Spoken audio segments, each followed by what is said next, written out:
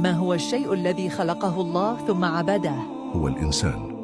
الله خلق الإنسان ليعبده، كما قال تعالى في سورة الذاريات: وما خلقت الجن والإنس إلا ليعبدون. ما هو الشيء الذي كلما زاد نقص؟ هو العمر أو الزمن، كلما مر الوقت نقص من عمر الإنسان. ما هو الشيء الذي يتنفس بلا روح؟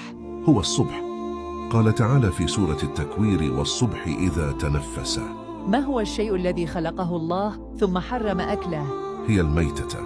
الله خلق الميتة ولكن حرم أكلها، كما جاء في القرآن الكريم: إنما حرم عليكم الميتة والدم ولحم الخنزير.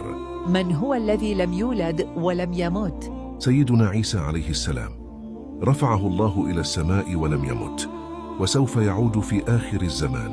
ما هي الشجرة التي ذكرها الله في القرآن وليس لها ثمار؟